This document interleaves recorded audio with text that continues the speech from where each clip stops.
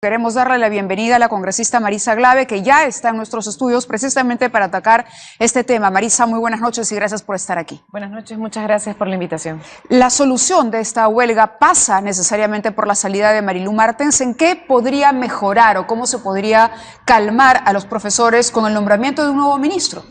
Bueno, lo que varios hemos planteado el día de hoy es que tiene que haber un ejercicio de diálogo que enfrente este problema como un problema que es un conflicto social, no es un tema de un pliego de negociación colectiva, es un problema de conflicto social y que tiene que buscar un canal de solución. Se le ha exigido, en realidad de parte de varios, de parte del Nuevo Perú, que abra un puente de diálogo. Si es que no quiere dialogar, entonces tiene que dar un paso al costado. Porque ahora, esta situación sí nos parece, perdona Mavila, para terminar, que no puede cerrarse con el mensaje que ha mandado el presidente de la República. Sí, sobre eso justamente iba la pregunta. Ella se ha reunido con varias dirigencias, ha viajado incluso, es por lo menos lo que sostiene. El presidente abrió las puertas de Palacio, en su momento hubo reunión con representantes. La única condición que se puso es que no estuviesen vinculados a movimientos o acciones de violencia, y es por eso que no se permitió el ingreso de otros representantes, pero el hecho es que no se ha cerrado el diálogo por ahí. Lo que más bien parece haber un problema de pugnas de poder al interior del grupo de los maestros que no se puede solucionar a través del Ejecutivo, o me equivoco ahí también. A ver, 238.000 maestros hoy día están en huelga. No estamos hablando de 5.000, 10.000, 20.000, 30.000 o 100.000 maestros, Mávila. Estamos hablando de 238.000 maestros que hoy están en huelga. Cifras que nos ha dado el propio ministerio el día de hoy. Ellos representan más del 60% de los maestros que están en huelga. Entonces, no tiene sentido, digamos, con un mínimo de análisis, tratar de justificar que tú tienes al 60% o más del 60% del magisterio en una huelga docente por problemas gremiales. O sea, es evidente que ese no es el problema de fondo. ¿Cuál es? Es parte del problema, por supuesto que es parte del problema. Y como lo hemos dicho varios, hoy día, cuando nos hemos reunido con ellos, les hemos dicho, el problema sindical, gremial, lo tienen que resolver dentro del sindicato y dentro del gremio, porque además la ley permite la constitución de distintos sindicatos dentro de un proceso democrático en el país, y es algo que pueden hacer y que deberían hacer. Ni el Ejecutivo ni el Congreso tendrían que reconocer la representatividad diferente de un sindicato frente a otro. Eso no debiera ser el tema de fondo en este debate. El problema que se está teniendo es que se ha permitido que un problema que llevaba 60 días, Mávila, que era el caso del Cusco, que era un conflicto regional que no tenía camino de solución nacional y que era evidente que estaba reflejando un problema mayor al que se estaba queriendo ver desde Lima, no se pudo resolver en el momento en el que se debió resolver. ¿Por qué? Yo creo que por un nivel altísimo de soberbia de parte de los asesores y de la propia ministra, que en su momento dijeron, con ellos no vamos a entrar a negociar determinados puntos. Ahí no se planteaba la negociación sobre el tema de si se reconocía un sindicato o no. El punto era salarial, el punto era la deuda que se tenía con los maestros, la famosa deuda social, el tema que tiene que ver con la evaluación docente, que también es un tema que podríamos conversar y discutir, y algunos temas que tienen que ver con algunos maestros en particular. En la zona del BRAEM, recordemos que en Cusco todavía hay zona vinculada al BRAEM y hay maestros que han dejado de recibir un bono que finalmente es para los trabajadores de la educación que están en zona rural y en zona rural en situación de conflicto, como el BRAEM, y otros elementos más de los profesores de educación intercultural bilingüe. Entonces, era una agenda con varios puntos y que tenía como punto uno el tema salarial. Interesante lo que dices sobre Cusco, porque nosotros tenemos información sobre lo que sucedió, fuentes del programa, lo que sucedió internamente en el manejo de este asunto del Cusco. El Cusco estalla, se atiende, se conversa con el Cusco, hay una decisión tomada, esa decisión pasaba por un tema de descuentos y en efecto, la información que manejamos señalaría, o señala, lo pongo en condicional, que Máximo San Román, asesor del presidente, se habría opuesto al descuento de los maestros en el Cusco y que esto, por supuesto, habría hecho que la ministra pierda autoridad en el manejo de la huelga. ¿Manejas esa información? La ministra ha perdido autoridad en el manejo de la huelga desde hace un montón de tiempo y es parte del problema que tenemos. ¿Quién le está quitando autoridad a la ministra? El primer ministro, el propio presidente. Las distintas idas y venidas de parte del Ejecutivo muestran que la señora Martens no está manejando ella la relación con el magisterio y el proceso de huelga en el que estamos ahora. ¿Pero qué es puede probable hacer? que la señora sea Sí. una técnica con especialización en algunos temas de docencia especializada. Recordemos que ella es promotora incluso de los COAR, de la dinámica de los colegios de alto rendimiento y de algunos tipos de procesos en la educación. Pero lo cierto es que acá estamos enfrentando a un movimiento social probablemente desorganizado y con muchos problemas a su interior, pero que representan, Mávila, a más de 200.000 personas. Y yo creo que eso es algo importante a tomar en cuenta. Cuando tenemos más de 200.000 personas que en este momento están haciendo una acción de protesta y que sienten que este gobierno y que este ministerio no está dándoles caminos de solución, por lo menos tenemos que darle un mínimo de credibilidad de que eso no es ni asusadores, ni violentistas, ni senderistas infiltrados, porque si tenemos 200.000 senderistas, Mávila, entonces el país se acabó la democracia, ¿no es cierto? Antes y ya de llegar a evidentemente eso, habrían tomado finalmente el poder, o sea, Claro, no tiene antes ningún de llegar sentido. a eso, nosotros desde aquí hemos conversado con varios analistas y hemos criticado, por ejemplo, el hecho de que el presidente haya interferido en la negociación. ¿Por qué? Porque evidentemente dejaba a la ministra Sin a un piso. lado del tema, le restaba autoridad y esto iba a generar definitivamente un efecto de multiplicación de reclamos. ¿Por qué? Porque si yo puedo exigirle al presidente 10 y el presidente me recibe, encima me sirven un café en Palacio de Gobierno y el presidente me dice 10, el que viene detrás, que también está exigiendo o quiere ser representante, dice, hey, déjenme pasar a mí también, porque yo le puedo sacar 11. Y el que está más atrás dice, yo le puedo sacar 13. Y es por eso que hemos estado presenciando, la llegada en la última semana de grupos que no tenían nada que ver con esto, que no se habían expresado y de pronto aparecía gente del BRAEM, gente de Pasco, de Madre de Dios, es decir, pasó la reunión del presidente y la cosa empeoró. Entonces, esa fue una reunión que no sirvió definitivamente para manejar este tema, pero... No, y lo que hizo fue generar como el epicentro de la supuesta solución, Palacio de Gobierno. Exacto. Y el centro de Lima. Y entonces, ¿qué cosa tienes tú como efecto que creo que es importante notar? En el caso de la región del Cusco, ellos han tenido 60 días de huelga y la huelga ha empezado en junio, Mávila. Y han empezado una huelga mucho antes de la famosa huelga nacional. Esa es una huelga regional, con una decisión unitaria de los distintos representantes del magisterio en el Cusco que tomaron la decisión de ir a huelga y que ha tenido muchísima legitimidad en su propia región. Luego de eso, más de 20 días después, inician la huelga un conjunto de regiones, si no me equivoco son como 7 u 8 regiones, que arrancan la segunda tanda de huelga.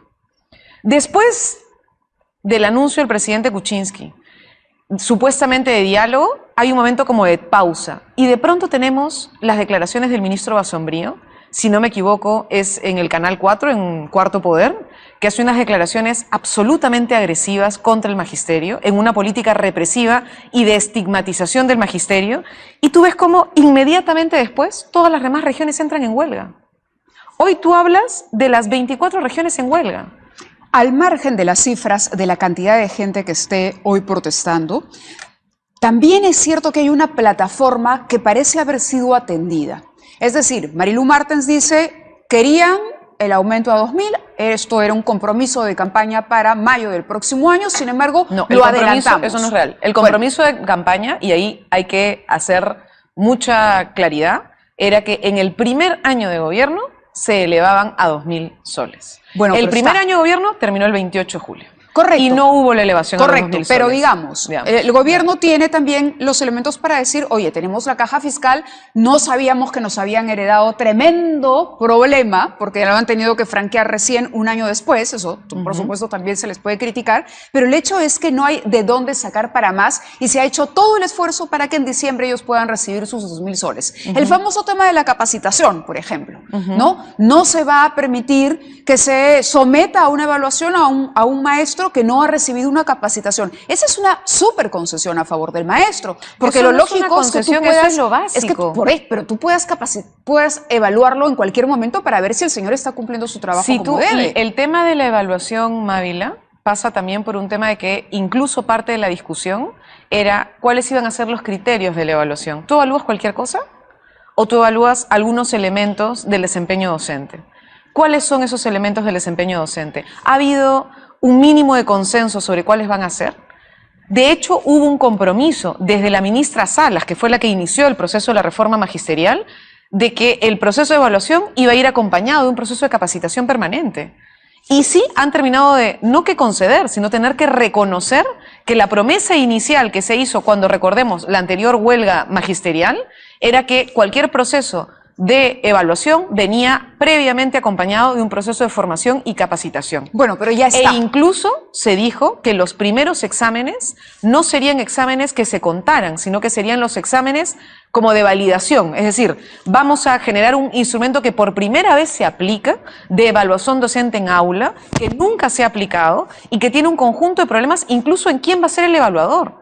En algunos momentos se señalaban que tenían que ser los directores que no habían pasado el examen. Y algunos de los docentes decían, ¿cómo una persona que no ha pasado el examen de evaluación me va a evaluar a mí? O sea, ¿cuál es el criterio? ¿Quién está finalmente legalizado o, digamos, acreditado para ser el evaluador? O sea, ahora, hay un me conjunto creería, de problemas ahí, Marisa, ¿no? si yo le digo que he conversado con personas que han asistido, que han sido contratadas por el Ministerio de Educación precisamente para mejorar el nivel de los profesores y que cuando se enfrentan a profesores de escuelas públicas, el nivel que revelan es realmente pobrísimo. Sí, y así también como existen un conjunto de docentes que tienen un problema de formación, que merecen una mayor capacitación y valorización de su propio trabajo, hay héroes, Mávila.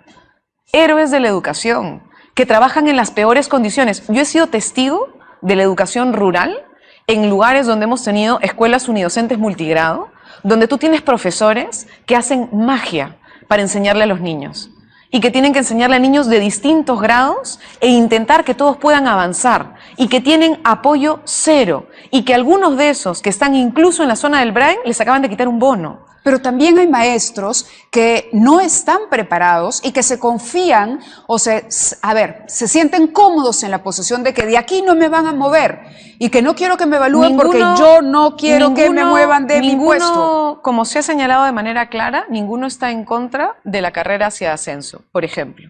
Y ahí hay un tema súper importante, porque la carrera lo que te plantea es un piso base de acceso a la carrera magisterial. Hay que dar un examen para acceder a la carrera. No es que los que están en la carrera se lo regalaron, no, dieron un examen. Por eso tenemos 37% de docentes que no están en la carrera. Es decir, más del 60% está, pero no llegamos a 70% de docentes en carrera. Marisa, perdón que te la interrumpa, ahora sí la interrumpo porque nos vamos al Congreso de la República. Está hablando la presidenta de la Comisión de Educación, precisamente tras la presentación de la ministra Martens. Buenas noches. Así es, Mávila, entonces la presidenta Paloma no se la escuchemos.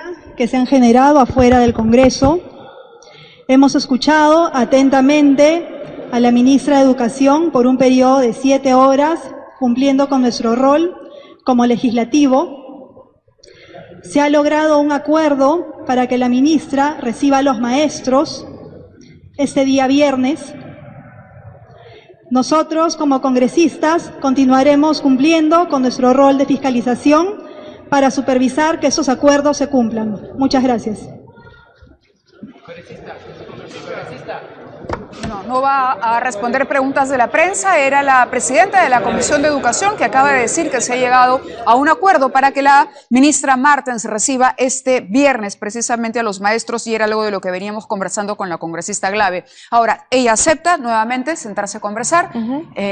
¿Por qué entonces el maestro tendría que seguir reclamando mañana o pasado mañana? ¿Y por qué no, si ya se acuerda que hay un diálogo el viernes, empezar a trabajar de una vez? Porque el mismo derecho que tú reclamas para los profesores, yo lo reclamaría para los niños. Sí, por supuesto. Congresista, hay muchos niños que tienen que atravesar un cerro, caminar 2 horas sin zapatos para llegar a la escuela, y cuando hacen todo ese camino se dan cuenta que el profesor no fue. En regiones donde tienes 98 o 99% de paro, los niños no están yendo y los padres están con los maestros en la protesta. Pero también hay padres que no están de acuerdo, ¿no? Sí, es evidente, evidentemente, pero sí creo que es importante entender que si hay 238.000 maestros en huelga, no estamos hablando de 238.000 personas desquiciadas que no quieren a los niños. Probablemente las personas más preocupadas por la educación de nuestros niños son los maestros y son la herramienta fundamental para el proceso de transformación. 7 horas después, recién la ministra ha aceptado la reunión con un sector con el que todavía no se había reunido. ¿Es el de Castillo? Y también es el sector de Castillo. ¿Qué cosa es lo que se ha planteado, Mávila, y que hemos dicho varios? y que de hecho se dijo hoy día en una reunión que hubo de portavoces. Hoy día el congresista del Castillo tuvo la iniciativa de llamar a representantes de los distintos grupos políticos a tener reunión con estos docentes, uno por región. Y se planteó, bueno, ¿qué regiones están acá? Y había delegado de Puno, delegado de Ayacucho, delegado de Huancavelica, en fin, cada uno de los representantes, incluido también el señor Castillo, que es representante de Chota. Y a ellos se les planteó una discusión. Una de las discusiones era si es que el tema gremial entraba a tallar o no entraba a tallar, y lo que se contestó es que no. ¿Y qué es lo que le hemos dicho a la ministra? Ese tema no es un tema que usted vaya a resolver o que el Congreso vaya a resolver. El problema gremial lo resolverá el gremio y lo tiene que resolver el gremio. Pero eso no quita, y qué es lo que yo le decía a la ministra, no estamos en este momento, Mávila, en un escenario de un pliego de negociación de un gremio organizado frente al Ejecutivo en una discusión que debiera ser democrática. Hay, Marisa? El problema que tenemos ahora es que hay un problema serio de dispersión en las distintas regiones que no necesariamente están articuladas nacionalmente. Entonces tú tienes los gremios regionales y tienes un gremio nacional. Hasta ahora no hay ningún otro gremio nacional más que el SUTEP, que es el Sindicato Unificado de Trabajadores de la Educación, que es el que tiene representación legítima, ojo, no es que no la tenga. Lo que pasa es que hay un conjunto de descontentos en las regiones que no están teniendo canal de expresión. Claro, tiene la formalidad, pero no tiene la legitimidad. Y es parte del problema que estamos viendo ahora. Es decir, si tú tienes más del 60% de maestros que son incluso parte del Sindicato Nacional, que también están en huelga, quiere decir que no están reconociendo el proceso de negociación que ha existido. Y ese es un problema que estamos teniendo largo, porque hoy, en general, todos los servidores públicos, incluidos los maestros, tienen un problema de negociación colectiva, porque por ley le han quitado la posibilidad de la discusión salarial a los pliegos de reclamo regular. Y entonces tienes un problema porque termina siendo la calle, la expresión de protesta y la huelga el único mecanismo para entrar a discutir problemas que tienen que ver con nivelación económica. Correcto, uno asume su derecho a la huelga, pero uno también tiene que asumir la responsabilidad que la huelga conlleva. Cuando se habla, por ejemplo, de descuentos, ¿deberían ejecutarse estos descuentos? Lo que me parece a mí, sinceramente... Porque también, por otro lado, está en tela de juicio el principio de autoridad que tiene el gobierno. Si el gobierno dice, los vamos a escuchar, está la mesa de diálogo abierta, queremos recibirlos, pero por favor, no desatiendan a los chicos. Pero no los han recibido, Mávila. Y ese es parte del tema. El diálogo no está siendo real. Y una de las cosas que se le ha dicho hoy día a la ministra es que tiene que cambiar de chip. No está haciendo una negociación colectiva en pliego. Está en un conflicto social. Y en ese conflicto social tiene que buscar interlocutor con los distintos espacios en conflicto. Hay diferencias. En el caso de Puno hay un conjunto de cuestionamientos diferentes que en el caso de Cusco y diferentes que en el caso de Huancavelica porque tienen expresiones regionales muy diversas de problemáticas que no son las que vivimos en las escuelas en Lima, que son diferentes y que tienen un conjunto de problemas colaterales y que están pidiendo un canal de diálogo. Pero y para además eso se convocó a los presidentes regionales, ¿no? Pero los presidentes regionales no son los interlocutores, evidentemente. Porque si es que hubieran sido los interlocutores, se hubiera acabado el problema, ¿no es cierto? Entonces no son. Y lo que se trató de hacer es silenciar un problema de fondo. Lo que se ha hecho es abonar al conflicto. Hubo un conjunto de maestros que tenían la voluntad de sentarse y simplemente con sentarse pretendían levantar la huelga. ¿Y luego qué cosa hubo? Una decisión de la ministra de tomar el acuerdo con los gobernadores regionales. En ese escenario hasta hubo conflicto con el caso de Cusco, que es un caso particular y diferente, que exigió su derecho a tener una reunión con la ministra. Y después de la reunión con la ministra y de llegar a algunos acuerdos, han levantado el paro. Ahora, hay un detalle importante, y aquí sí estamos entrando a un terreno muy, muy delicado, porque si bien es cierto, no podemos generalizar y decir que todos los maestros son violentistas, tampoco podemos negar que hay intereses de grupos violentistas que ante este caos y esta desorganización pueden intentar infiltrarse y aprovechar el caos que se ha generado. 253 profesores, dice la PCM, de condenados por terrorismo, 253 condenados por terrorismo que han cumplido su pena ya, han sido contratados como profesores en los colegios del Estado. ¿Y quién es el responsable? Por los gobiernos regionales. ¿Pero quién es el responsable de no aplicar la ley? Es una barbaridad, pues. Pero el gobierno regional los ha contratado. Pero hay una ley, Mávila, hay una ley que prohíbe que un sentenciado por terrorismo pueda dictar. La ley existe. Si es que no se implementa la ley, ¿quién tiene que fiscalizar? ¿Quién es el ente rector? ¿No es el Ministerio de Educación? ¿El ente rector? ¿Por qué es que los gobiernos regionales pueden contratar gente en este momento? Porque hay un problema inmenso, porque no han logrado meter al docente en la carrera magisterial, porque la carrera magisterial está mostrando límites. ¿Qué límites tiene? Han dicho que hay un proceso de ascenso para lograr mejorar, ¿no es cierto? Y que el maestro diga, bueno, gano poco ahora, pero voy a ir superándome y voy a ganar hacia arriba. Nadie está en la escala 7 y 8, Mávila. Es falso que hayan profesores ahí, con lo cual tiene que sincerarse la escala. Un problema adicional que tenemos es que como no han tenido los procesos de incorporación a la carrera como tenía que haberse hecho, hoy, insisto, el 37% son contratados. ¿Cuál es el problema de tener 37% contratado? Ese, por ejemplo. Ahora, pero Y entonces vuelvo ese al punto. problema, Contratados ¿por qué se está generando? contratados porque por no los... están entrando a través de la carrera. ¿Y por qué no están entrando a través de la carrera? Porque la carrera está haciendo agua. Y ese es el problema que tenemos. Revelado el problema y viendo que hay un error cometido o un delito, porque podríamos calificarlo así, un incumplimiento de la ley por parte de algunos gobiernos regionales que han contratado a estos profesores, tocaría despedirlos. Pero, Mávila, ¿tú crees sinceramente que por 250 maestros que eventualmente están en esa situación, y habrá que ver si el dato es cierto, porque varios de los datos que ha dado el ministro del Interior en más de una oportunidad no son reales? Porque No, también pero en más de acá hay una oportunidad lista, hay lo ha una cifra planteado. concreta y hay una lista condenados por terrorismo. Perfecto. ¿O cree que no hay infiltrados esa es en la huelga, Esa Melissa? lista, lo que le hemos pedido, y se le ha pedido desde el día 1, le ha pedido el congresista Ochoa, que es un congresista que viene del Cusco y que ha acompañado la huelga en el Cusco. Lo primero que le ha pedido al ministro, denos los nombres. ¿Quiénes son? ¿No hay infiltrados en la huelga? Lo que estamos pidiendo es que los infiltrados que ha detectado formalmente el Ministerio del Interior, que hagan apología o que estén incumpliendo la norma como la que tenemos de terrorismo, no tendrían que estar. ¿Y quién es el responsable? Un ministerio que no ha actuado. Lo que no se puede permitir es que por una lista de 253 se pretenda manchar a 238.000 personas que están en este momento en protesta. ¿Y qué pasó con los 5.000 que dijo el ministro que habían firmado los pasó con planillones esos 5.000? para que el Movadef se constituyera en un partido político? Y se ha pedido cuáles son esos 5.000 y que se plantee si es que están haciendo apología en aula. Antes se decía que el problema era la tipificación del delito de apología. Ya se cambió la tipificación, Mávila. O sea, ¿cuál es la excusa ahora del ministro del Interior? A mí lo que me molesta, y me parece que además es lo que indigna a los maestros, y yo comprendo esa indignación, es que se utiliza un discurso, que es el discurso que siempre se ha utilizado para deslegitimar la protesta justa. No, porque violentistas, Mávila, sí. así se les quiere decir, o asusadores, o gente que quiere levantar la protesta, te vas a encontrar en todas partes. ¿Y por qué la protesta no se levanta? Porque la gente no tiene razón de protestar.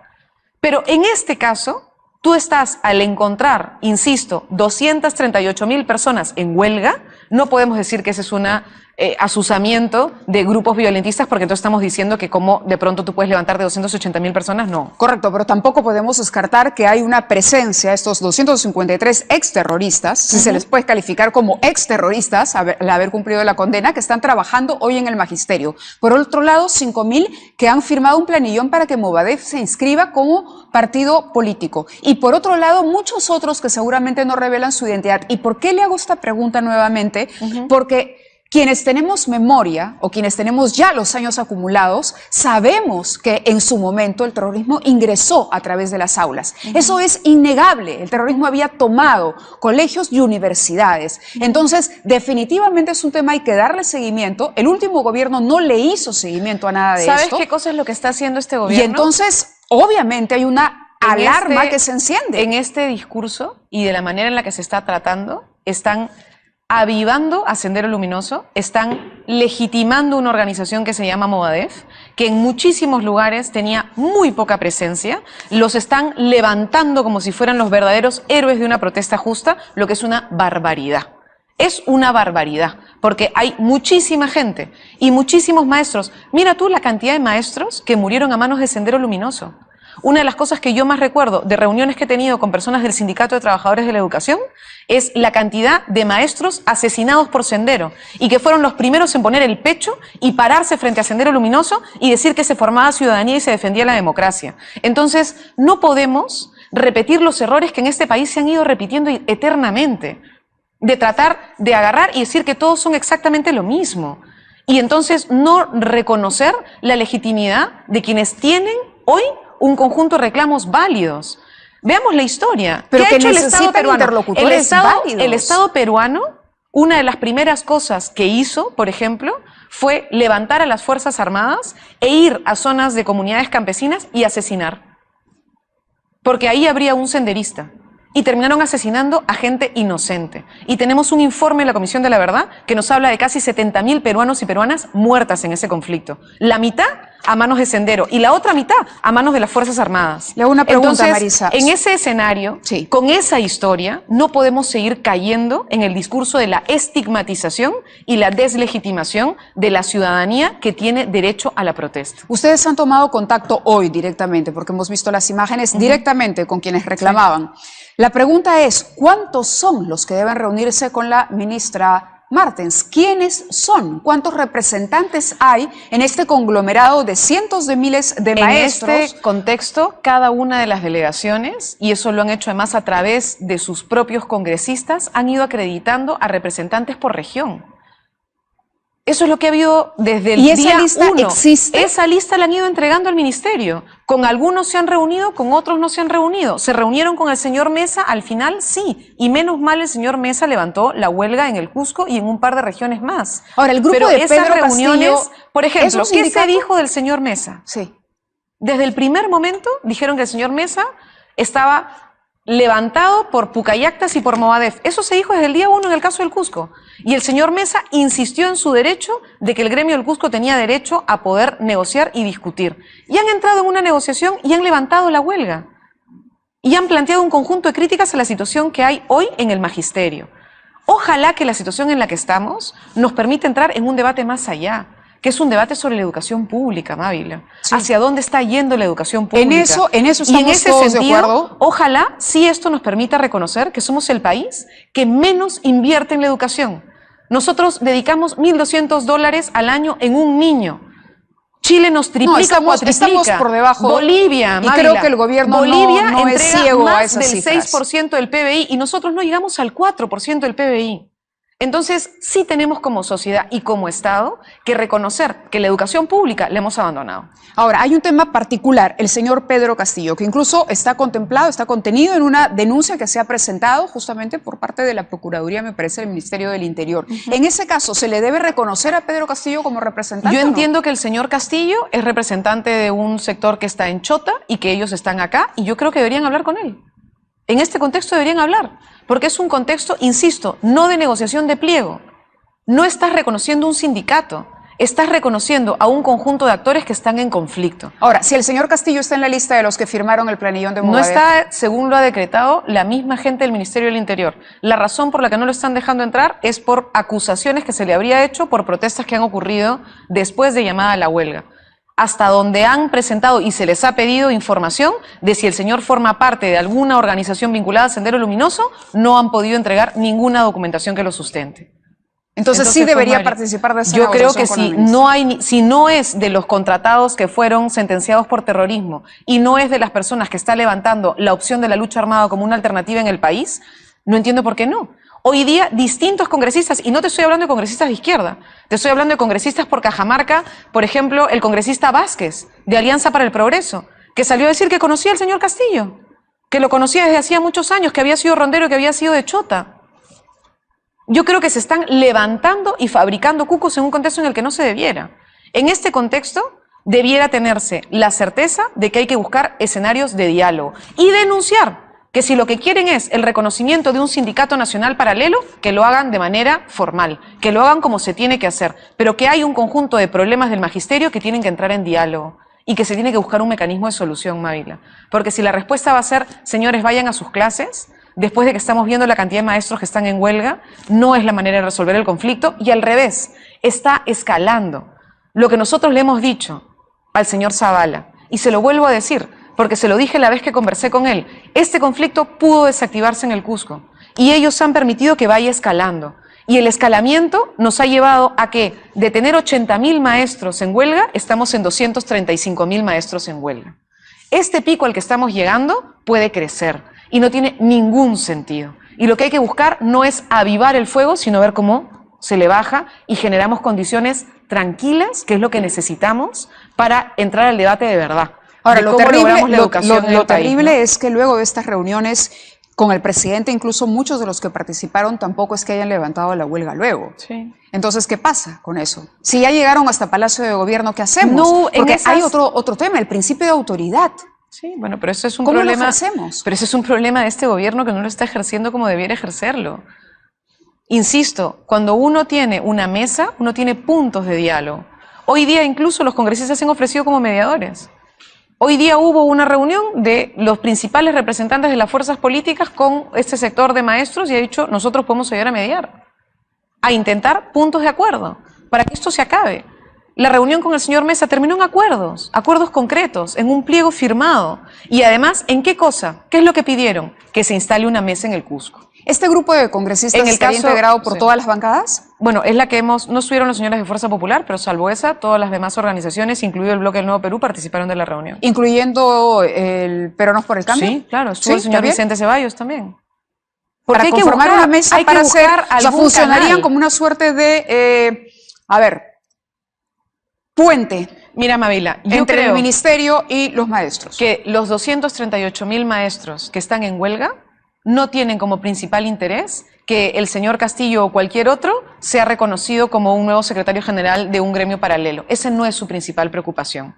Y si logramos colocar en agenda los verdaderos puntos de reclamo y que eso busque una mesa, si hay alguno que pese a llegar a algún tipo de acuerdo no pretende levantar su huelga porque supuestamente quiere el reconocimiento sindical, va a quedar al descubierto frente a los maestros Mávila.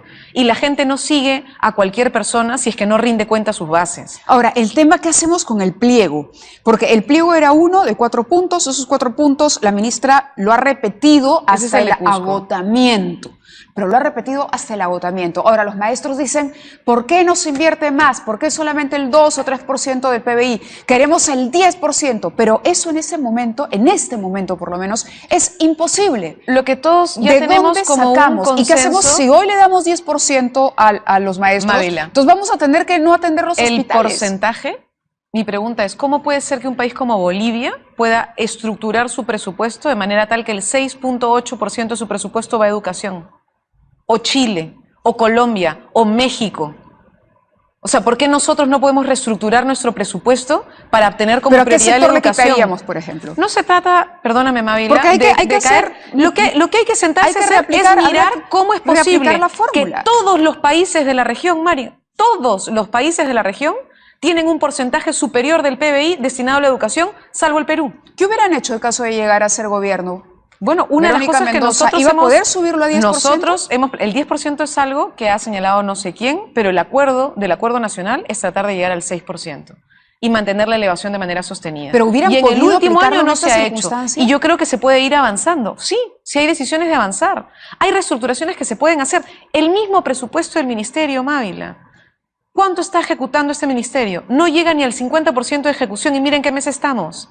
Van a tener saldo de balance como todos los años. Pero si se pudiera hacer, ¿por qué el gobierno entonces no lo ha hecho? Ese ministerio tiene saldos de balances todos los años. La pregunta es, si ya sabemos que este año va a haber un saldo de balance, ¿por qué no reestructurar ese saldo para mejorar la situación salarial? Es algo que podrías hacer. Porque un salario es algo que tú tienes que mantener en el tiempo. Pero ellos ya entonces tú puedes tener un saldo de tu gestión actual, pero de pronto no sabes que no vas a poder sostener el compromiso ni el incremento de aquí a 3 o 4 años más. Perdóname, Mávila, ellos ya anunciaron que a partir de enero del próximo año van a tener el presupuesto para mantener el salario en esa situación. La pregunta es, si tú ya sabes que este año vas a tener saldos de balance, ¿por qué no reestructuras este año?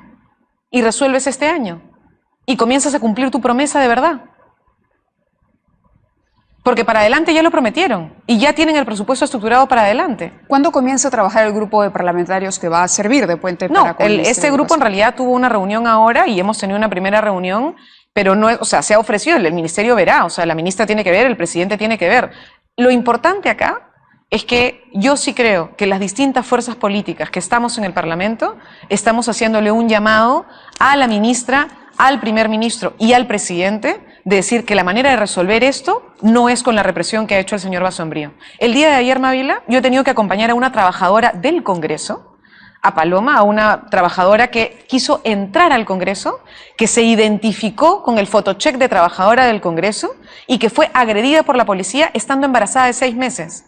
Hoy está en descanso médico a punto de poder tener un aborto. Eso por es el nivel de represión que está teniendo la policía de manera agresivísima. Eso es imperdonable. Hoy día yo he visto cómo la policía dispara directamente al cuerpo. Hay un congresista al que le ha caído una bomba lacrimógena en el cuerpo. O sea, ese Eso nivel de está represión mal. no Y se en puede eso, hacer. por supuesto que le damos toda la razón, pero lo que tampoco podemos hacer es impedir el derecho de otros a la libre circulación. Sí. Tampoco podemos tomar la vía pública, tampoco podemos impedir que la demás gente que no está vinculada al tema de la huelga pueda circular. También pasan madres con sus niños y también pueden resultar afectados por esto. Es decir, un llamado al orden implica un respeto de las dos partes. Yo Sí. no sé, la Y- policía toma medidas porque definitivamente ve que la situación se está desbordando. No se estaba desbordando. Los maestros estaban simplemente afuera del Congreso esperando a la ministra. ¿No había intentos por ingresar? No. No había, ¿Qué es lo que Mávila. hemos visto en la mañana? No que había intentaban? intentos por ingresar. De hecho, cuando salimos los congresistas estaban absolutamente ordenados. ¿Usted está denunciando entonces que hubo abuso Yo creo policial? que ha existido abuso de la policía el día de ayer y el día de hoy. Y que hay una prepotencia de parte de la manera de reprimir que no se puede permitir. No se puede permitir ese nivel de represión. Esa no es la manera de resolver, porque encoleriza, porque victimiza, porque después tú tienes a maestros a los que tú ves directamente ensangrentados. O gente como esta mujer, esta trabajadora, Pamela Torres Tutiben, que el día de ayer a las 5 de la tarde salía del banco y quería ingresar a su centro de labores y que fue agredida brutalmente por la policía. No tenía nada que ver con la protesta. Era Hay una que trabajadora identificar, cruzando la pista. igual que en el caso de los maestros, hay que identificar a los policías porque tampoco podemos decir que toda Y la el problema policía, es que no los toda la identifican. policía o que todos Y los hay policías un problema sean serio responsables de porque estos abusos. no los identifican. Y Porque es lo parte del otro problema es que la tenemos. policía no actúe y el ciudadano que no está vinculado al tema de la huelga también reclame. Oye, Sí. tengo derecho de transitar, tengo derecho de pasar, Y entonces, tengo derecho de ¿sabes llegar qué temprano cosa a mi podría hacer la trabajo? policía? También rutas de desvío, cosas que puedan hacer, en vez de tener el nivel de represión que tienes. Sabes que van a estar frente al Parlamento, sabes que la ministra va a ir.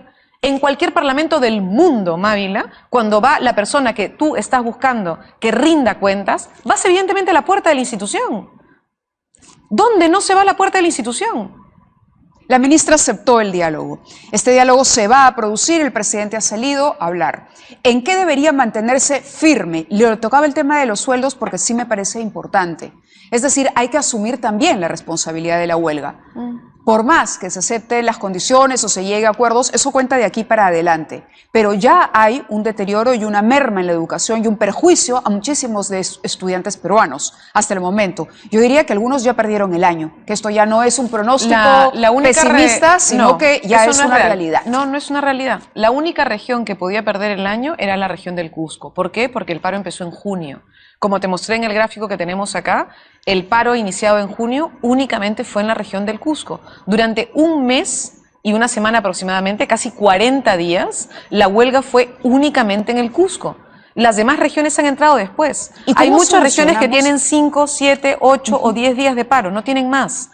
En el caso del Cusco, los maestros del Cusco tomaron la decisión de 60 días después buscar el canal de diálogo y en cuanto tuvieron el canal de diálogo, ellos mismos han decidido levantar con el compromiso de tener una mesa para resolver los otros problemas de fondo, que no se han resuelto, pero que tienen el compromiso de la ministra Martens, que yo espero realmente se cumpla, de instalar la mesa en el Cusco para resolver los otros problemas que tienen ahí pendientes. ¿Por qué? Porque no querían que sus alumnos pierdan el año. Y por eso han ido ahora a dictar a clase. Sí, lo esperamos todos. Definitivamente el país no va a mejorar ni va a crecer por la educación. O sea, la educación es lo primero que tenemos que mejorar en el Perú si queremos que este país sea grande. Hay una preocupación, hay una intención por parte de la ministra, hay una voluntad del Congreso también de participar en calidad de mediador. Entonces se trata de poner todos un poco el hombro para esto. Hay que precisar la información de la policía, hay que precisar también los malos elementos dentro del grupo de los maestros y solamente así llegaremos al final de esta historia. Pero también hay un tema muy peligroso que es el Estado dispone los descuentos y de repente sale un gobernador regional y dice yo no voy a hacerlo, por si acaso. Entonces este tipo de problema también va paralelo a la solución de un problema como este, que estamos un problema de arrastrando. autoridad del Sí. gobierno central con los gobiernos regionales. Pero ese es un problema que estamos arrastrando que tiene que ver con el proceso de descentralización, que tiene que ver con que se han entregado competencias y que no hay una claridad del mandato de competencias. ¿Se puede Y ahí iniciar un debate al respecto en el es Parlamento? que debería haberse un debate al respecto y creo que los gobernadores regionales tienen razón al señalar que hay un conjunto de autonomías que ellos tienen que no pueden ejecutar porque no tienen el presupuesto adecuado. Correcto. Y entonces tenemos un problema porque sí necesitamos, en un sector como en el de educación, que haya claridad de quién es competente en qué. Mira tú, por ejemplo, los colegios de alto rendimiento. Los colegios de alto rendimiento, para poder implementarse, ha supuesto que los gobernadores regionales cedan competencia al gobierno nacional, para que los haga el gobierno nacional. Y hay un conjunto de sectores en las regiones que tienen todo el derecho del mundo de decir por qué seguimos en una lógica de recentralización. Vamos a estar muy atentos a ese debate en el Congreso. Marisa Glave estuvo con nosotros de Nuevo Perú. Muchísimas gracias por haber participado del programa. Nosotros vamos a una pausa y continuamos con más en 2017.